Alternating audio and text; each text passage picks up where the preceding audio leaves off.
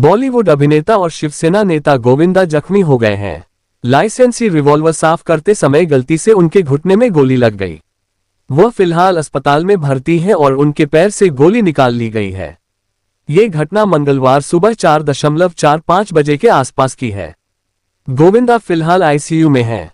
उनकी हालत खतरे से बाहर बताई जा रही है। अस्पताल की ओर से अभी इस घटना को लेकर किसी तरह की जानकारी नहीं दी गई है।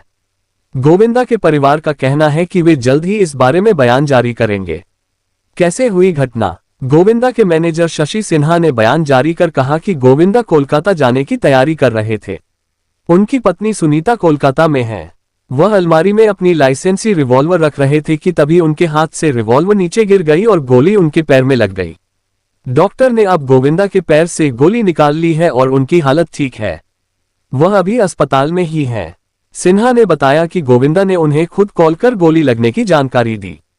गोविंदा की बेटी टीना इस समय अस्पताल में मौजूद है। उन्हें अगले 2 दिनों तक अस्पताल में ही ऑब्जर्वेशन में रखा जाएगा। घटना के समय मुंबई में नहीं थी पत्नी सुनीता। इस घटना के समय गोविंदा की पत्नी सुनीता आहूजा मुंबई में नहीं थी।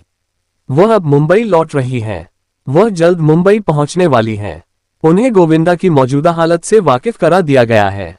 इससे पहले मुंबई पुलिस ने भी बताया था कि गोविंदा की लाइसेंसी रिवॉल्वर से गलती से गोली चल गई थी, जो उनके पैर में जा लगी। गोविंदा बाहर जाने की तैयारी कर रहे थे। गोली उनके घुटनों के पास लगी। उनका इलाज मुंबई के क्रिटी केयर अस्पताल में चल रहा है। बता दें कि कॉमेडी फिल्मों और डांस स्टाइल के लिए लोकप्रिय गोविंदा इस साल मार्च में ही एकनाथ शिंदे की शिवसेना में शामिल हुए थे।